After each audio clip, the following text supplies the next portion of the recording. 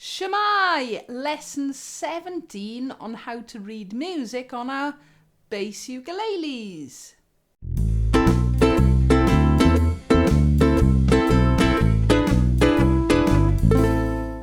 So again, I'm using the Team Strings double bass book. I would highly recommend getting it if you haven't already, because it's got a lot of things in there that I'm not covering, and there are backing tracks available, but I will be putting the music on the screen if you don't have the book. So lesson 17 is page 47, and I'm going to look at tied notes today. Now, I did mention slurs. Slurs are when you're putting a line over different notes, and that is a double bass bow marking. But what I'm going to talk about today, tied notes, really is quite important, because that obviously means us on our bass ukuleles, and it's when you put a line above the same note, but two of the same note, and basically we tie them together. In other words, we're making that note longer. Well, why not just write a longer note?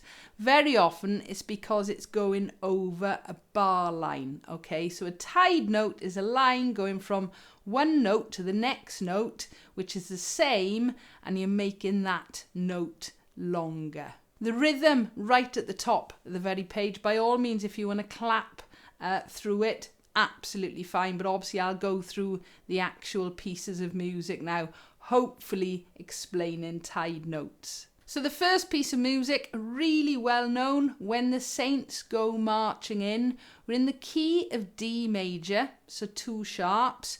We've got a time signature of 4/4, but we've got 3 upbeats. And then if you look at the second bar, we've got an A, in other words, second fret on our G string. It says the letter D above it. That's a chord marking. All right, please ignore all the letters above these pieces, because they're for chords. You could play along with your ukulele, all right, but they're not actually meaning the notes we are playing. So that note in the second bar, that top A, it's a semi-breve or a whole note. We count it for 4, but it's got that line going across, stretching to the next note, which is another A. So if we've got a 4, a semi-breve or a whole note, we have to add it to the next A, which is a crotchet or a quarter note. So 4 plus 1, yep, you're going to have to hold that beat for 5. And later on in that piece, on the very bottom line, we've got the first bar has got a top A followed by an open G. Okay, now that first open G is a dotted minim worth 3 beats, tied onto the next top G, which is a minim, so that's worth 2 beats. So we're adding them together and they come up as 5 as well. They're just written as different note values. So let's play through When the Saints Go Marching In. I will count and do it a little bit slower on this first playthrough. So remember, we've got upbeats at the start. I'll give a whole bar and then the 1 beat upbeat. 1, 2, 3, 4, 1, 2, 3, 4, 1, 2, 3, 4, 1, 2, 3, 4, 1, 2, 3, 4, 1, 2, 3, 4, 1, 2, 3, 4, 1, 2, 3, 4, 1, 2, 3, 4, 1, 2, 3, 4, 1, 2, 3, 4, 1, 2, 3, 4, 1, 2, 3, 4, 1, 2, 3, 4, 1, 2, 3, 4, 1, 2, 3, 4, 1, 2, 3, 4, 1, 2, 3, 4. The reason I counted the 2, 3, 4 at the end, of course, is we used up those beats on our upbeats at the start. Now you might have noticed, and I wasn't going 1, 2, 3, 4, 5. I was trying to count the beats. Just to give you an idea, I'm not going to play through all of it, but 1, 2, 3, 4, 1, 2, 3, 4, 1, 2, 3, 4, 5. 1, 2, 3, 4, 5. 5, and so on. You've got to be careful if you count in that way, because you could end up losing where you are in the next bar. Okay, a little bit faster. I will try not to say anything. 1, 2, 3, 4, 1.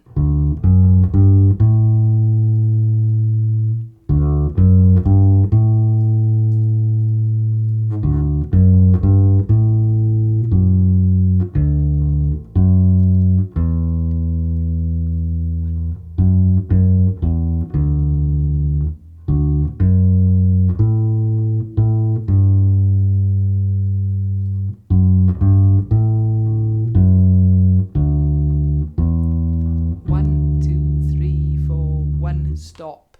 And of course we're stopping because it's only a crotchet in that very last bar. And the other piece I'm going to look at today, Old Texas, another American traditional one. Ignore that up bow marking at the beginning. That is obviously for a double bass. Again, we're in the key of D and we are on the G, the D and the A strings. And again, we've got 3 upbeats, but you can see the ties there, but there's something else in this one.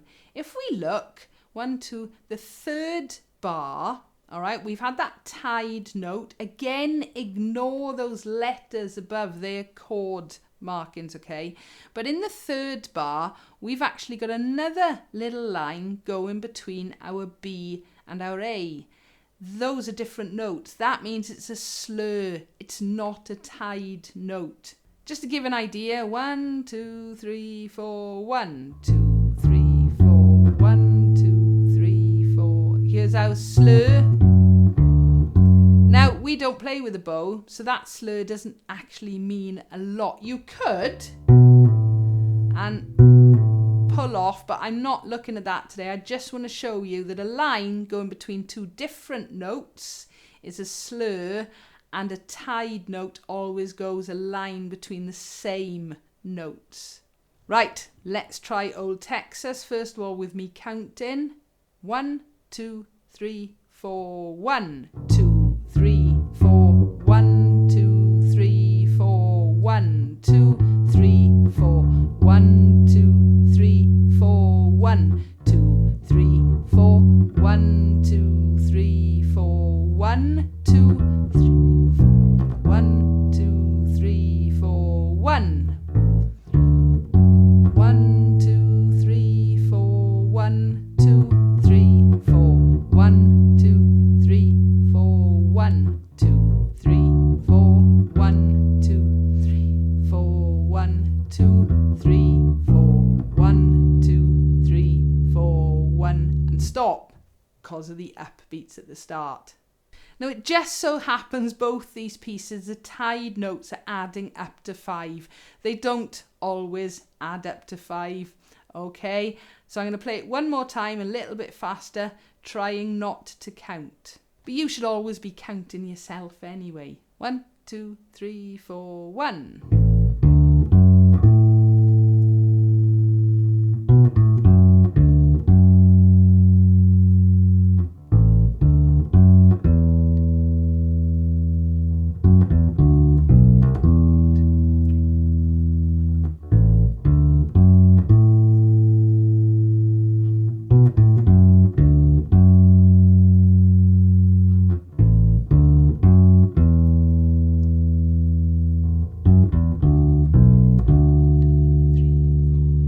Stop. Don't forget to stop after 1 crotchet beat in that last bar. So tied notes, another rhythm lesson there, okay? Hopefully these are helping. As I said before, they're now going to be a bit shorter and they're going to be coming a little bit faster, okay?